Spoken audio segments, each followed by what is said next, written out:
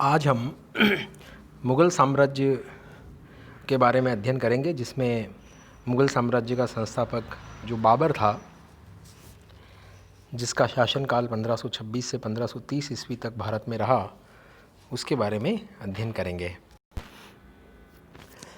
बाबर का जीवन देखें हम तो बाबर का जन्म 14 फरवरी 1483 को मध्य एशिया के ट्रांसआक्सियाना भूभाग के फरगना परगने में हुआ था। बाबर के पिता का नाम उमर शेख मिर्ज़ा था और मां का नाम कुतलक निगार खानम था। बाबर पितृपक्ष की ओर से तैमूर का 5वां वंशज था और मातृपक्ष की ओर से चंगेज खां का 14वां वंशज था। अतः बाबर के रक्त में तुर्क और मंगोलों दोनों के रक्त का मिश्रण था।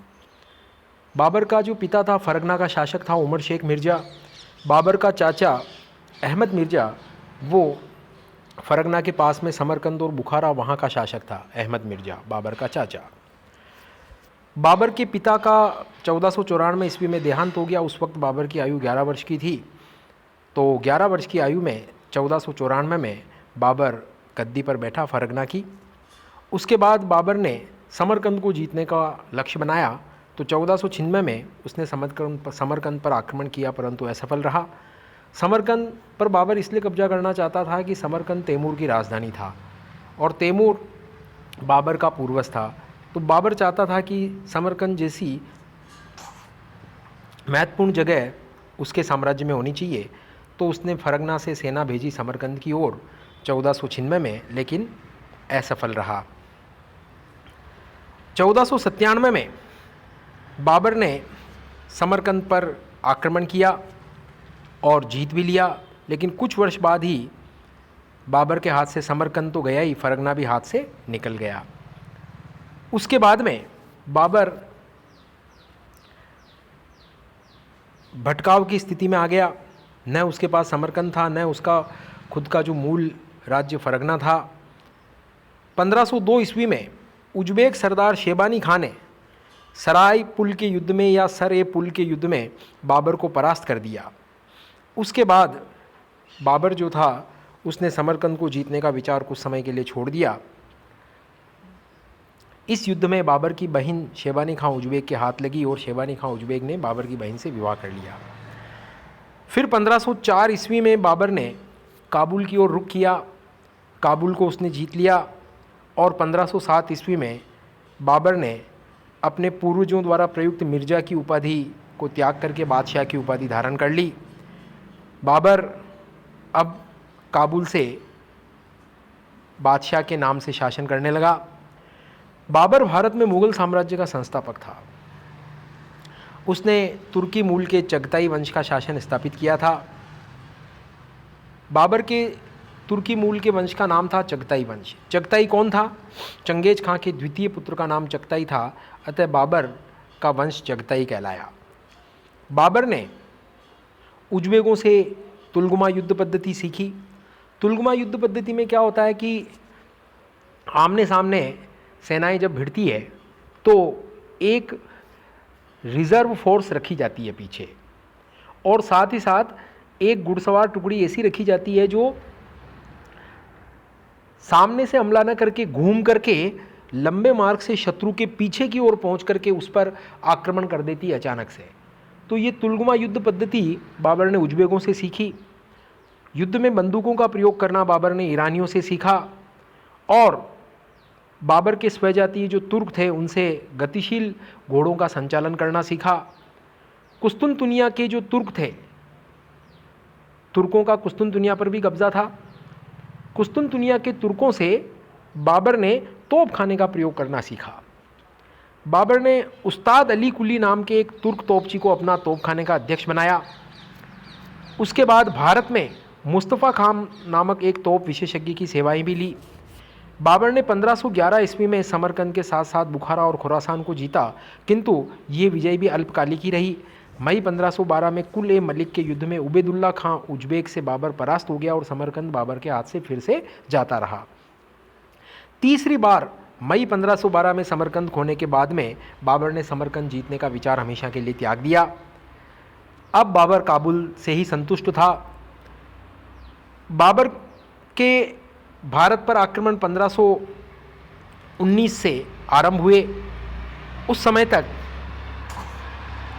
भारत में अनेक स्वतंत्र राज्य थे, किंतु बाबर अपनी आत्मकथा जो उसने तुर्की भाषा में लिखी तुजुक बाबरी, उसमें बाबर केवल 5 मुस्लिम राज्यों, कौन कौन से, दिल्ली, बंगाल, मालवा, गुजरात और बहमनी, इसके अलावा 2 हिंदू राज्यों मेवाड़ और विजयनगर का उल्लेख करता है अपनी आत्मकथा तुजुक बाबरी में, जो बाबर ने खुद ने लिखी थी तुर्की भाषा में। बाद में अकबर के समय में इसका बाबरनामा के नाम से फारसी अनुवाद अब्दुल रहीम खान खाना ने किया, तो बाबरनामा तो फारसी भाषा में है और तुजुक बाबरी मूल तुर्की भाषा में है। तो बाबर कहता है कि जब मैंने भारत पर आक्रमण किया उस वक्त भारत में 5 तो मुस्लिम राज्य थे, दिल्ली, मालवा, बंगाल, गुजरात और बहमनी, साथ ही साथ मेवाड़ और विजयनगर के 2 हिंदू राज्य थे। विजयनगर में राजा कृष्णदेव राय का शासन था, मेवाड़ में राणा सांगा का शासन था। बाबर ने 1519 से 1524 तक भारत पर 4 बार आक्रमण किया। पहला आक्रमण बाबर का 1519 में बाजोर पर हुआ था। बाजोर पर आक्रमण के दौरान ही बाबर ने भेरा के किले को जीतने के लिए तोपखाने का प्रयोग किया। तो भेरा के किले को जीतने के लिए जो ये तोपखाने का प्रयोग था, ये बाबर का भारत में सर्वप्रथम तोपखाने का इस्तेमाल करने का प्रमाण मिलता है। यहीं पर उसने भेरा के किले में बारूद का प्रयोग किया। 1524 में चौथे आक्रमण में बाबर ने लाहौर और दीपालपुर को जीत लिया। उसके बाद दिल्ली पर उस समय इब्राहिम लोदी का शासन था। इब्राहिम लोदी का चाचा आलम खां लोदी और पंजाब का सूबेदार था दौलत खां लोदी। ये आलम खां लोदी और दौलत खां लोदी दोनों ही इब्राहिम लोदी के निरंकुश व्यवहार से नाराज़ थे। तो इन दोनों ने बाबर को भारत पर आक्रमण का निमंत्रण भेजा। तो बाबर ने 1526 ईस्वी में भारत पर आक्रमण किया। ये उसका 5वां आक्रमण था। इस आक्रमण के दौरान जैसा मैंने आपको बताया, पंजाब का सूबेदार दौलत खां लोदी इब्राहिम लोदी से नाराज़ था और इब्राहिम लोदी का नाराज़गी का कारण ये था कि दौलत खां का जो पुत्र था दिलावर खां, उसके साथ इब्राहिम लोदी ने क्रूर व्यवहार किया था। और बाबर का स्वयं का जो चाचा था आलम खां लोदी, वो भी इब्राहिम लोदी का चाचा आलम खां लोदी, वो भी इब्राहिम लोदी से नाराज़ था। तो दौलत खां लोदी और आलम खां लोदी ने बाबर को आमंत्रित किया कि वो भारत पर आक्रमण करे, इब्राहिम लोदी को परास्त करे। तो बाबर ने भारत पर 5वां आक्रमण किया। अब इस आक्रमण के दौरान 21 अप्रैल 1526 को पानीपत के प्रथम युद्ध में बाबर ने इब्राहिम लोदी को परास्त कर दिया। युद्ध स्थल पर इब्राहिम लोदी मारा गया और युद्ध स्थल पर मरने वाला दिल्ली का पहला और आखिरी सुल्तान इब्राहिम लोदी था। बाबर की विजय का कारण क्या था कि एक तो उसका तोपखाना था और उसका कुशल सेनापतित्व था। इस युद्ध में बाबर ने, हम जानते हैं कि तुलगुमा युद्ध पद्धति जो उसने उज्बेकों से सीखी थी उसका प्रयोग किया, तोपखाना का प्रयोग किया, तोपों को सजाने की उसने उस्मानी विधि का प्रयोग किया, रूमी विधि भी जिसको कहते हैं।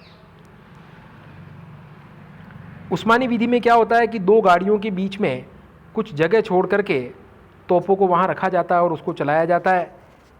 इस विधि का प्रयोग उस्मानियों ने सफवी शासक इस्माइल शाह के विरुद्ध सफलतापूर्वक किया था, अतः इस विधि को उस्मानी विधि कहा जाता था। ये कुस्तुनतुनिया के तुर्कों की विधि थी, उस्मानी विधि, तोपों को 2 गाड़ियों के बीच में खाली जगह पर रखकर चलाने की। पानीपत की विजय के बाद बाबर का दिल्ली और आगरा पर कब्जा हो गया।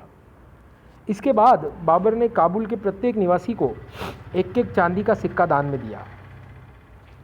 इसी उदारता के कारण बाबर को कलंदर भी कहा जाता है।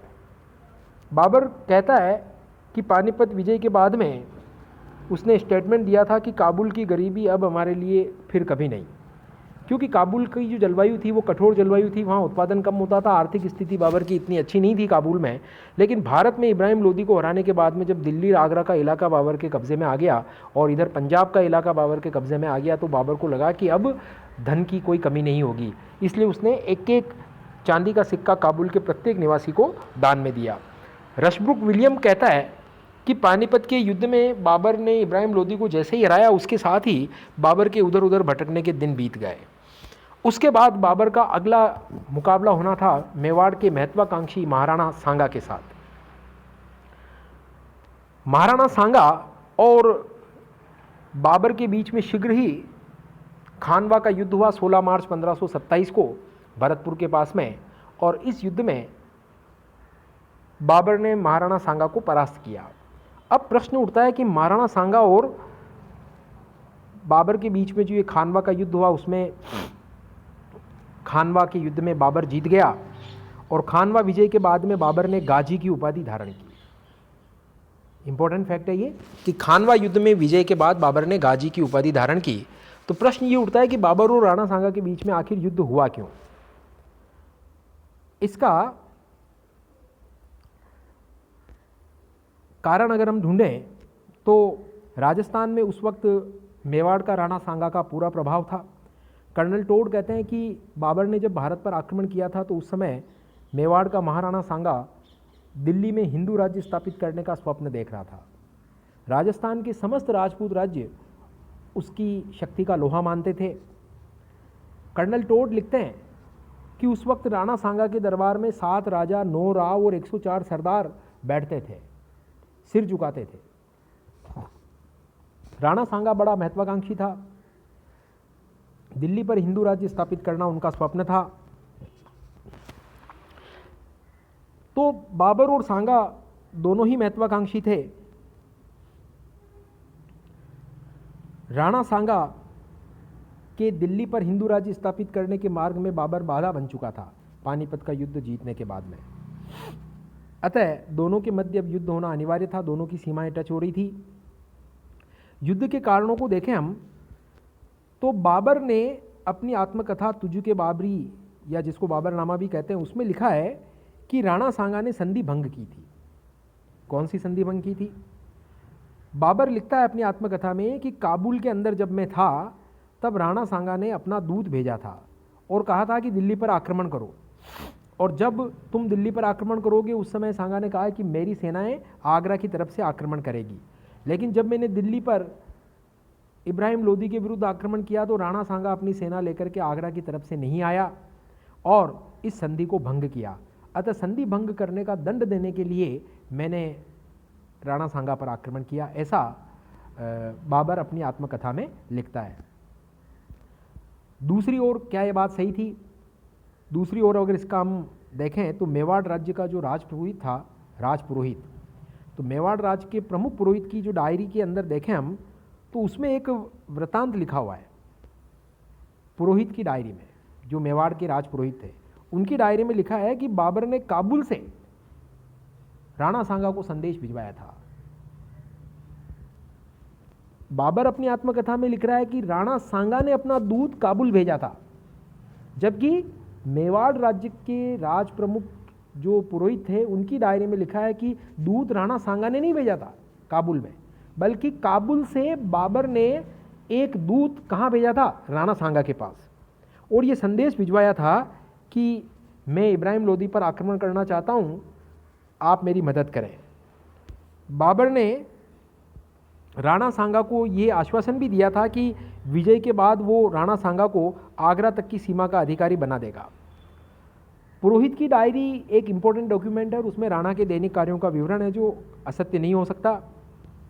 अतः बाबर ने ही राणा से सहायता मांगी थी इब्राहिम लोदी के विरुद्ध आक्रमण के दौरान।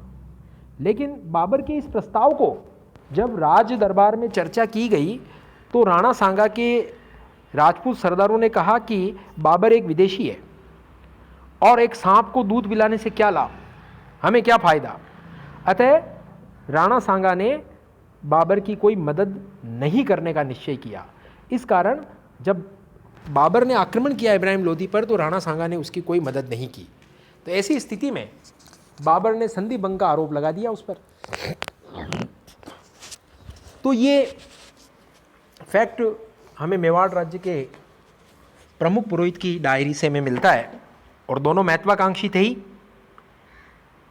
बाबर भी संपूर्ण भारत पर अपना आधिपत्य स्थापित करना चाहता था, राणा सांगा भी चाहते थे दिल्ली में हिंदू राज्य, अतः दोनों के मध्य युद्ध होना अनिवार्य था।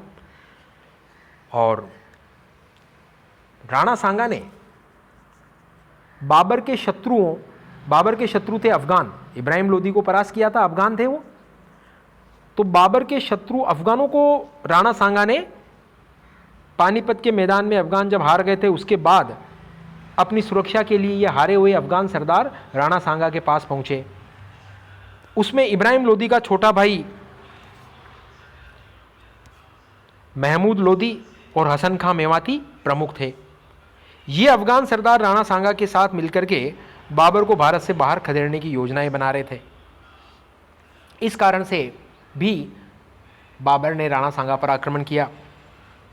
अब राणा सांगा पर जब आक्रमण किया तो सबसे पहले बयाना के दुर्ग पर आक्रमण किया बाबर के द्वारा। बयाना का दुर्ग राजस्थान के प्रवेश द्वार पर स्थित है। राणा सांगा इस पर अधिकार करना चाहता था। बाबर भी आगरा के पास में स्थित बयाना के दुर्ग पर अपना अधिकार चाहता था। अतः बयाना के दुर्ग का महत्व दोनों के लिए था। अतः ये भी बयाना का दुर्ग पर अधिकार भी एक टकराव का कारण बना।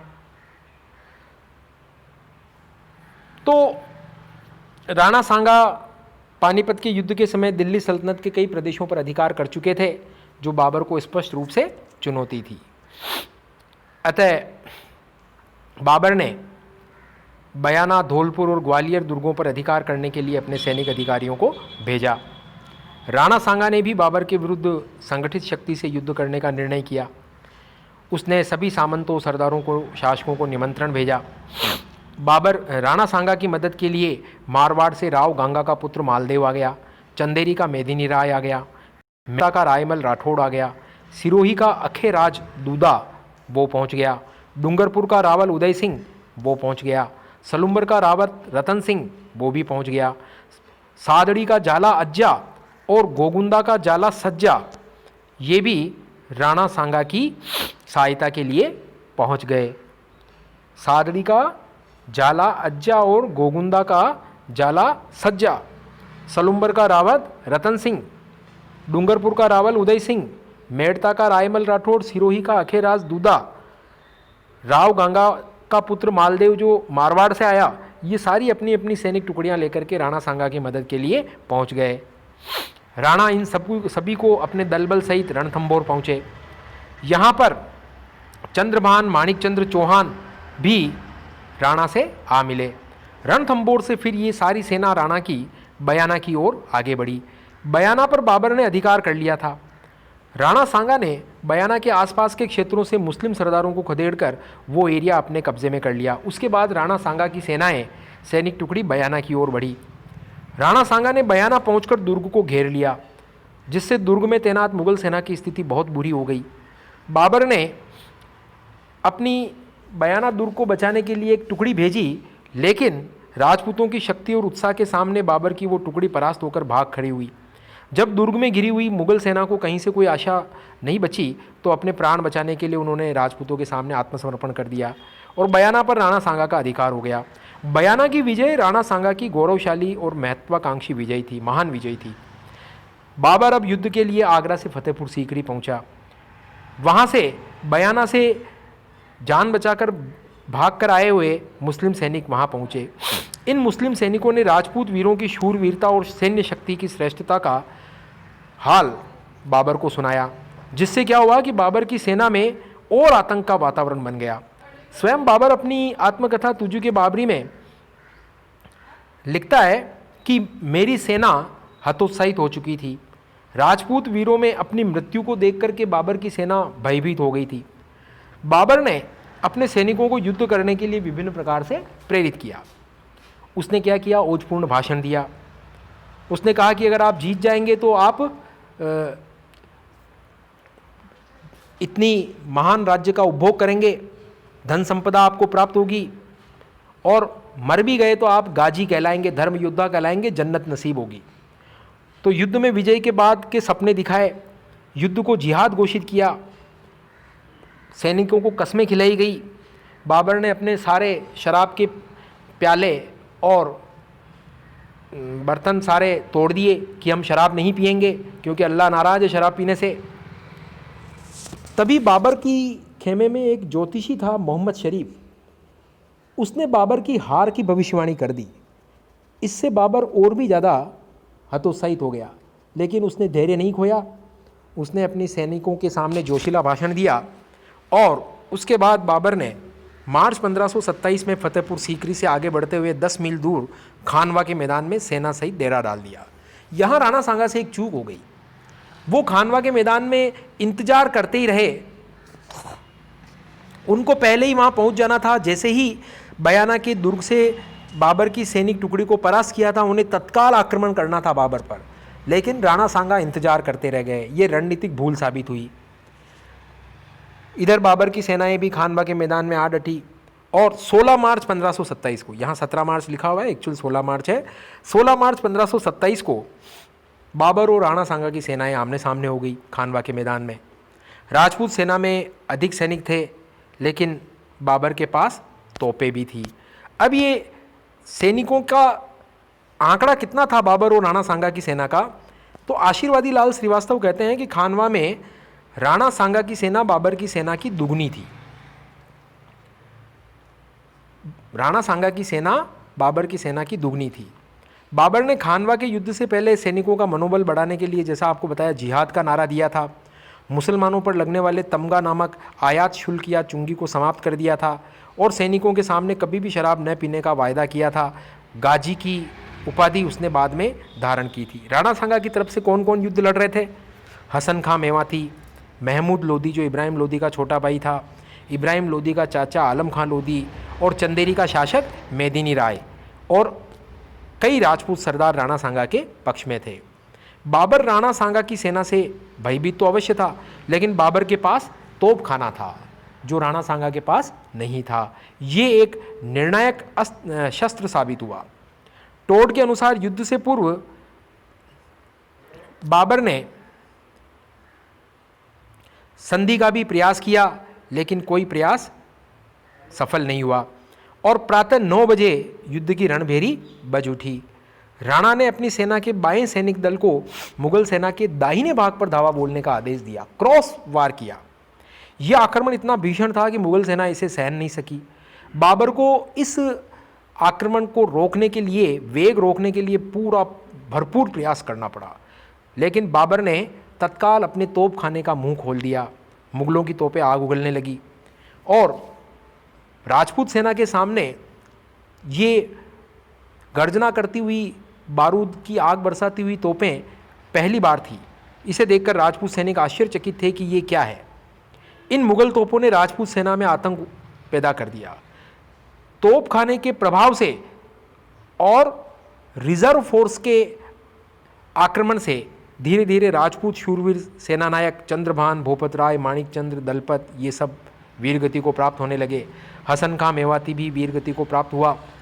तत्पश्चात बाबर ने पूरी वेग के साथ आक्रमण किया, जिसमें रावत जग्गा, रावत बग्गा, करमचंद्र पंवार, ये कई सरदार वीर गति को प्राप्त हुए। राणा सांगा फिर युद्ध क्षेत्र में कूद पड़े। भीषण युद्ध हुआ, घायल हो गए राणा सांगा। घायल अवस्था में राणा सांगा को उनके जो विश्वस्त सरदार थे वो युद्ध क्षेत्र से बाहर निकाल करके बसवा में ले गए। वहाँ उनका प्राथमिक उपचार किया। उसके बाद राणा सांगा की सेना, बची कुची राजपूत सेना युद्ध हार गई, बाबर की विजय हो गई। जब बसवा में राणा सांगा का उपचार हुआ और उसके बाद राणा सांगा को जब होश आया तो राणा सांगा ने अपने राजपूत सरदारों के सामने फिर से युद्ध करने की इच्छा जाहिर की। राजपूत सरदारों को कहा कि मैं युद्ध लड़ूंगा वापस। तो राजपूत सरदारों ने सोचा कि महाराणा जिद कर रहे हैं, अभी स्थिति ऐसी नहीं है कि पुनः युद्ध लड़ा जाए, लेकिन अब उस जिद को कैसे रोकें, यह आत्मघाती कदम होगा। अतः राजपूत सरदारों ने मिलकर के राणा सांगा को कहा कि चलो ठीक है, हम आगे चलते हैं। इरिच नामक गांव में राजपूत सरदारों ने ही राणा सांगा को विष दे दिया और उस विष के प्रभाव से कालपी में राणा सांगा की मृत्यु हो गई। और उसके बाद राणा सांगा का जो मृत शरीर था वो मांडलगढ़ दुर्ग में लाया गया और वहीं उनका अंतिम संस्कार किया गया। तो प्रश्न ये उठता है कि 30 जनवरी 1528 को महाराणा सांगा का देहांत हो गया। इतिहासकार गौरीशंकर हीराचंद ओझा कहते हैं कि महाराणा सांगा वीर, उदार, कृतज्ञ और न्यायपरायण थे और अपने देश के गौरव की रक्षा में उनका एक आंख, एक हाथ और एक पाँव उनका पहले ही वो गंवा चुके थे। उनके शरीर पर तलवार के 80 घाव के चिन्ह मौजूद थे। अंतिम समय तक वो लड़ते रहे थे। उनका फौलादी शरीर मृत्यु के समय भी युद्ध के लिए वज्र की भांति मजबूत था और अपने चरित्र बल से उन्होंने सिद्ध कर दिया था कि उच्च पद और चतुराई की अपेक्षा मानव धर्म का पालन करने का अधिक महत्व है। राणा सांगा इस प्रकार पराजित हुए, बाबर विजयी हुआ। अब राजपूतों की पराजय के कारण क्या थे? तो राणा की पराजय के कारण में एक तो राजपूत सेना में एकता का अभाव था। अलग अलग सरदारों की टुकड़ियां युद्ध में शामिल हुई थी। इन टुकड़ियों की युद्ध पद्धतियां भी अलग अलग थी। ये अपने अपने ढंग से युद्ध लड़ती थी। रणनीति का अभाव था, एक जैसी समान रणनीति का अभाव था। सेना के भिन्न भिन्न दल अपने शौर्य प्रदर्शन के लिए भिन्न भिन्न तरीके से युद्ध लड़ते थे। राजपूत सेना में हाथियों की संख्या अधिक थी और तोपों के गोलों से हाथी अपनी ही सेना को कुचलने लगे, जबकि बाबर की सेना में अश्वारोही सैनिक अधिक थे जो ज़्यादा गतिशील थे। इसी प्रकार राजपूत सैनिकों में अधिकांश सैनिक पैदल वाले सैनिक थे, लेकिन इन पैदल सैनिकों की जो महत्ता थी वो घुड़सवार सैनिकों की तुलना में काफ़ी कम थी। राजपूत सैनिकों के पास तीर कमान, भाले, तलवार, बर्छियाँ ही थी, जबकि बाबर के पास तोपखाना और बंदूकों का भी उसने इस्तेमाल किया था। तो शत्रु के पास पहुंचने की ज़रूरत नहीं होती थी। तोपखाने और बंदूकों से दूर से ही शत्रु को निशाना बनाया जा सकता था। किसी ने ठीक ही कहा है कि तलवार और बर्छी कभी भी गोली का जवाब दे नहीं सकती। और एक मैंने आपको बताई कि बयाना पर अधिकार करने के तुरंत बाद राणा सांगा को बाबर पर आक्रमण करना था, लेकिन 1 माह का समय राणा सांगा ने गंवा दिया। तो युद्ध भूमि में खानवा के मैदान में वो देरी से पहुंचा, ये भी उसका पराजय का एक कारण रहा। कर्नल टोड और कविराजा श्यामल दास कहते हैं कि सिलहदी तंवर ने युद्ध के दौरान विश्वासघात कर दिया, तो सिलहदी तंवर के विश्वासघात को वो उत्तरदायी मानते हैं। तो इस प्रकार बाबर का ये खानवा का युद्ध बाबर ने जीता, राणा सांगा परास्त हुआ। उसके बाद बाबर ने 28 जनवरी 1528 को चंदेरी के युद्ध में मेदिनी राय को परास्त किया। चंदेरी का युद्ध जीतने के बाद में बाबर ने राजपूत सैनिकों के सिरों की मीनार बनाई और यहाँ भी उसने जिहाद का नारा दिया। उसके बाद 6 मई 1529 को घाघरा के युद्ध में बंगाल और बिहार की लोहानी अफगान सेना को पराजित किया। महमूद लोदी को हराया घाघरा के युद्ध में। जो इब्राहिम लोदी का छोटा भाई था, ये खानवा से भागकर बिहार का शासक बन गया था। तो घाघरा के युद्ध में 6 मई 1529 को महमूद लोदी परास्त हुआ। उसके बाद ही बिहार भी बाबर के नियंत्रण में आ गया। उसके बाद बंगाल के शासक नुसरत शाह और बाबर के बीच संधि हो गई। बाबर अपने साम्राज्य का संगठन कर पाता, इसी दरमियान 26 दिसंबर 1530 को आगरा में बाबर की मृत्यु हो गई। उसे पहले आगरा के नूरे अफ़गान आराम बाग में दफनाया गया। उसके बाद उसकी अंतिम इच्छा पूरी करते हुए उसे काबुल ले जाया गया और काबुल के अंदर वहाँ पर उसका दफन किया गया। बाबर की बेटी का नाम गुलबदन बेगम था और बाबर के पुत्र जो थे उसमें प्रिय पुत्र था हुमायूं। उसके बाद कामरान, अस्करी और हिंदाल, ये भी बाबर के पुत्र थे। गुलबदन बेगम जो बाबर की बेटी थी उसने हुमायूंनामा लिखा अकबर के समय में। बाबर ने तुर्की भाषा में अपनी आत्मकथा तुजुक-ए बाबरी लिखी थी, जिसमें तत्कालीन भारत का वर्णन है। तुजुक-ए बाबरी का 4 बार फारसी में अनुवाद किया गया। 2 बार हुमायूं के समय पायंदा खां और जैन खां ने, और तीसरा अनुवाद अब्दुल रहीम खान खाना ने अकबर के समय में बाबरनामा के नाम से किया। चौथा अनुवाद तुजुक-ए बाबरी का शाहजहां के काल में मीर अबू तालिब तुर्बाती ने किया। 3 इसके अंग्रेजी अनुवाद भी हुए तुजुक-ए बाबरी के। श्रीमती बेवरीज ने 1905 में मूल तुर्की भाषा से अंग्रेजी अनुवाद किया, जो मोस्ट ऑथेंटिक माना जाता है, जबकि लीडन और एस्किर ने फारसी से अंग्रेजी में 1826 में अनुवाद किया। एल्फिंस्टन कहता है कि तुजुक-ए बाबरी एशिया में पाए जाने वाले वास्तविक इतिहास का एकमात्र ग्रंथ है। बाबर पढ़ने लिखने में भी रुचि रखता था। उसने तुर्की भाषा में एक काव्य संग्रह दीवान का संकलन कराया। तुर्की भाषा का जो काव्य संग्रह है दीवान, वो बाबर ने संकलित करवाया, और फारसी में मुबैयान नामक विशेष पद्य शैली का वो जन्मदाता था। मुबैयान, ये विशेष पद्य शैली बाबर ने ही इसको आरंभ किया था। ये मुबैयान मुस्लिम कानून की पुस्तक है। बाबर नक्शबंदी सिलसिले का जो ख्वाजा उबैदुल्ला अहरार था उसका शिष्य था। बाबर ने एक नवीन शैली रिसाले उपज की रचना की जिसे खत बाबरी भी कहा जाता है। सड़कों को नापने के लिए बाबर ने गजे बाबरी का प्रयोग किया। लेनपुल कहता है कि बाबर एक भाग्यशाली सैनिक था, न कि एक साम्राज्य निर्माता। और हुमायूं को उसने सलाह दी थी कि अपने भाइयों के प्रति तुम उदारता रखना। ये सलाह हुमायूं के लिए बड़ी घातक सिद्ध हुई। और हुमायूं को ये भी सलाह दी कि संसार उसी का है जो परिश्रम करता है और किसी भी आपत्ति का मुकाबला करने की क्षमता रखता है, इसलिए तुम्हें मजबूती के साथ अपना शासन करना होगा। हुमायूं को सलाह दी थी। बाबर को बाग लगाने का बड़ा शौक़ था। जामी से उसने कई बाग लगाए। आगरा में उसने नूरे अफ़गान बाग, जिसे आराम बाग कहते हैं, वो लगवाया। पानीपत में उसने काबुली बाग मस्जिद बनवाई। बाबर ने संभल में जामी मस्जिद बनवाई संभल में। इसके अलावा वजहदारी प्रथा बाबर ने शुरू की। वजह का मतलब जागीर, जो मुग़ल सरदारों को वेतन के बदले दी जाती थी। बाबर से पहले दिल्ली के जो सुल्तान थे, शासक थे, वो सुल्तान की उपाधि लेते थे, लेकिन बाबर ने सुल्तान के स्थान पर बादशाह या पातशाह की उपाधि धारण की। बादशाह का मतलब होता है कि खलीफा के आधिपत्य को स्वीकार नहीं करता था बाबर। बाबर के भारत आने के बाद पहली बार कुषाण साम्राज्य के बाद काबुल और कंधार उत्तरी भारत में शामिल हुए और बाबर का साम्राज्य काबुल, कंधार से लेकर के बिहार और ग्वालियर तक उसका राज्य था। बाबर ने पानीपत की लड़ाई से पहले हिसार फिरोजा के निकट अफ़गान सेना के विरुद्ध भी लड़ाई लड़ी थी, जिसमें हुमायूं ने वीरता का प्रदर्शन किया था। और इससे खुश होकर के बाबर ने हिसार फिरोजा का ज़िला हुमायूं के नाम कर दिया था। Doctor SR. शर्मा बाबर की तुलना इंग्लैंड के ट्यूडर वंश के हेनरी सप्तम से करते हैं। मुग़ल वंश का संस्थापक बाबर को माना जाता है।